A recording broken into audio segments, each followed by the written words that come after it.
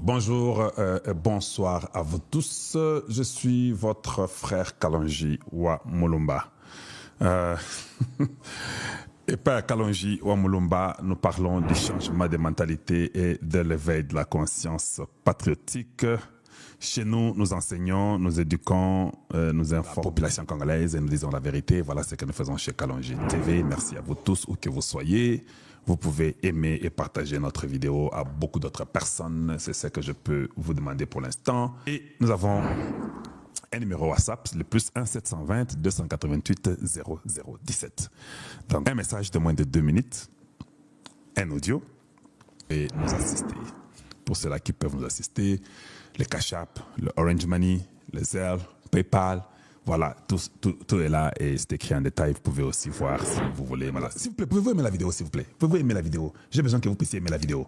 Or, quand vous êtes président, c'est votre souhait, votre désir, votre vision qui est une sémence qui doit être acceptée par tous vos conseillers et par tous les peuples. C'est comme ça. Mais si votre vision est doutée par quelqu'un, tu donnes un mot d'ordre, on ne respecte pas le mot d'ordre, cette personne qui ne respecte là doit être chassée. Parce que Vachi, cette femme-là, a été chassée.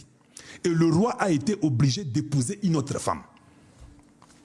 C'est pour dire que si Tshisekedi donne un mot d'ordre à un conseiller, à un ministre, à un député, à un sénateur, l'ordre est refusé, Tshisekedi est obligé de chasser la personne.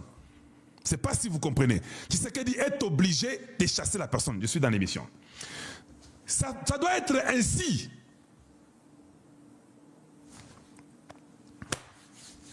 J'ai appris que le président Tshisekedi avait dit que non, que toutes les équipes travaillent ensemble pour le deal dans Magambo à Washington. J'ai appris que quelqu'un a dit à Tshisekedi que non, Ngazaki Mutwali Bosso, Ngaïnde Borwanze Ngaï, Mutwana Aboyi Kondima, au président à lobby. La personne là, c'est qui? C'est encore Patrick Lwabeya. Moi, je dois dire la vérité, je ne dois pas cacher.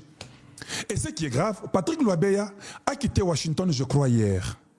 A vu avion à Kenya, Qatar. Et Sika, la Senko est là. Source de révélation. Et ça, bonjour, Swapi. À Kenya, Sika, Senko, Basana, Qatar, Lwabeya a voyagé. Lwabeya a ébissé Bango, que Boss Langana, Koya dans 10 jours. Donc, aujourd'hui, nous sommes le 40e, le 29 avril. Donc, on va attendre le 9 mai. Ou le 8 mai, ou le 7 mai, pour 10 jours comme il est parti hier, alors c'est alors qu'il reviendra pour continuer dans Makambo à Washington. Je vous pose la question.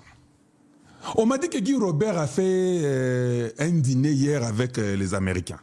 Les Américains nous ont dit que Guy Robert, dans ce que vous avez fait hier là, Balabi Kalonji, aye asali dîner tolier, toyoki ata Makambo ya atanzela, les chemins à suivre.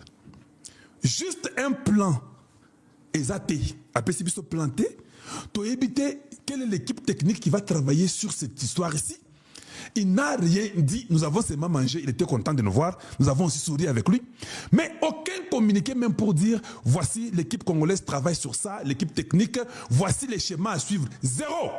Quand je viens ici, j'ai dit, Lwabeya, j'ai dit, Guy Robert, j'ai dit tous ces gens-là, j'ai dit qu'il faut enlever toute cette pourriture-là, vous me prenez comme quelqu'un qui ne les aime pas. En fait, si vous ne travaillez pas, les résultats seront fiasco. Parce que tout le monde travaille. Tout le monde travaille dans les équipes. Tout le monde, j'ai même donné l'annonce pour dire, les gens qui ont déjà travaillé, il y en a beaucoup. Je connais qui a commencé l'histoire. J'ai même les documents. Mettez-le ensemble, mettez-nous ensemble, travaillons. J'ai même ne pas voulu mettre que non, c'est moi qui connais tout, ou c'est toi qui connais tout. Parce que ce moment, c'est le moment le plus crucial de la République. Si nous ne faisons pas correctement, tout sera sur les dos de Tshisekedi. Hey, je reviens encore. La famille de Tshisekedi, les frères de Tshisekedi, les sœurs de Tshisekedi, la maman de Tshisekedi, les amis de Tshisekedi. Oh, Kalonji Kavumwamba. Je suis parmi les moins qui disent tout sans mâcher les mots. Oh, Kalonji Kavumwamba. Je viens de vous dire, il y a eu déjà un dîner hier avec les Américains. Ils m'ont dit, Kalonji, dans ce dîner-là, Guy Robert n'a rien dit. Il n'y a aucun plan d'action, il n'y a rien. Vous, de votre côté-là, vous rêvez. Les mêmes gens ont dit, votre loi Beya vient de repartir au Qatar. Ce qui est pas ngai. Na voyaka kozo c'est pas kosi. Ce qui est pas cité, c'est la vérité. Bino pe bon di la vérité. Ye wana azoni Qatar, to c'est la soka kosa soki 5 jours, 10 jours, 8 jours. Kaka ye. Tant kozonga, ndesuko l'équipe peut être mise en place ou pour travailler. Ça c'est une bêtise. Il est temps que Tshisekedi comprenne que je n'ai pas d'amis. Que je n'ai pas d'amis. Même moi, Kalonji Mulumba, si j'ai un accord donné pour le Congo, Nazo Beta Masolo à Congo, accord Réseau Pesa bien. Je parle chez Tshisekedi, lui dire que Tshisekedi, l'accord Réseau Pesa bien, au lieu qu'on a sali aux États-Unis ou bien je ne sais pas où. Si moi, je le fais, je vous dis ceci, si je le fais, et que 3 jours après, Nazo réfléchit sur bien té, Nabando Beta Bapote Belé, le président Tshisekedi a l'étoile de Kalonji. L'idée était bonne, c'est toi qui as amené l'idée. Mais tu ne vas pas dans la bonne voie. Je t'enlève. C'est ça la vérité. Je ne peux pas dire à Tshisekedi que non, non, non, non. Excellence, c'est mon idée. C'est moi. Non, c'est ton idée, mais c'est le Congo ici.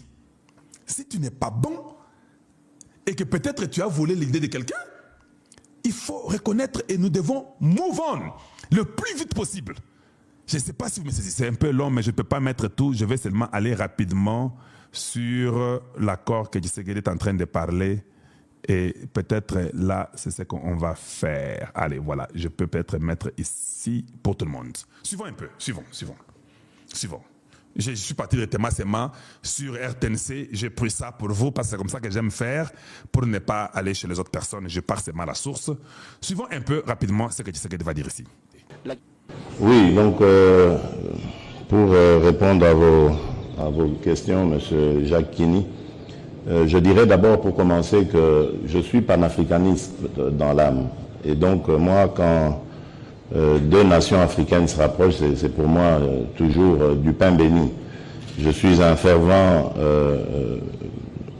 activiste de la cause de la zone de libre-échange continentale. Et je suis convaincu que le jour où l'Afrique deviendra vraiment cette zone de libre-échange, on parlera de nous autrement. Je pense que cette réponse de Tshisekedi, il est en train d'insinuer, ça c'est moi, c'est mon analyse, que si la paix est rentrée au Congo et que tout allait bien, il ne voit pas pourquoi le Congo peut continuer à avoir des relations de libre-échange avec le Rwanda, l'Ouganda, le Kenya, la Tanzanie, Sud-Soudan, tout ça, parce que ce sont les frontaliers naturels. C'est ce que moi, je comprends. C'est la réponse là. Ouais. Pour dire que non, s'il y a la paix chez nous et que le Congo a sa sécurité et que tout va bien, s'il y a une coopération entre nous et le Rwanda, pourquoi pas? Mais il parle ça avec les gens du Guinée. Mais c'est ça que moi, je saisis. Il est en train de parler avec Oumaro Sissoko. Ah, c'est Sissoko. C'est le président de Guinée-Bissau, je crois. C'est ce que moi j'ai pigé là. Je crois qu'il est en train de répondre différemment, en train de dire seulement aux gens que non, si tout va bien et qu'il y a la paix au Congo, moi je suis panafricaniste, je ne vais pas punir le Rwanda comme vous croyez, je laisserai qu'il y ait une libre échange. Mais bon, moi je ne crois pas comme ça. Moi je crois qu'il faut punir le Rwanda. Ça c'est mon point de vue. Mais on continue, suivons un peu. Évidemment, il faut qu'on se débarrasse de certaines tares comme celles que nous connaissons, avec des pays qui se comportent encore comme dans les années 60, lors de nos indépendances, où on voyait les choses qu'en termes de guerre, en termes d'invasion, de déstabilisation des pays voisins et autres. Là, vous avez compris pourquoi j'avais dit ça. Parce qu'après, il dit, il faut qu'on se débarrasse de cette histoire-là. Au fait, il dit qu'il faut qu'on se débarrasse des dictateurs. Cela veut dire, si vous comprenez bien, cet homme ici, c'est que quand son temps finit pour le pouvoir, il partira. Parce qu'il dit qu'il faut qu'on se débarrasse de cette mentalité-là. Il y a Kala, il y a l'indépendance, où nous avons des dictateurs, les gens qui se battent, que celui qui est fort, il va manger l'autre. Lui, il ne veut pas ça. C'est ça que je comprends. Ça, ce n'est que mon point de vue. En même temps, il parle des problèmes de guerre et consorts. C'est pour dire que s'il n'y a pas de problème de guerre, il n'y a pas question de dictateur.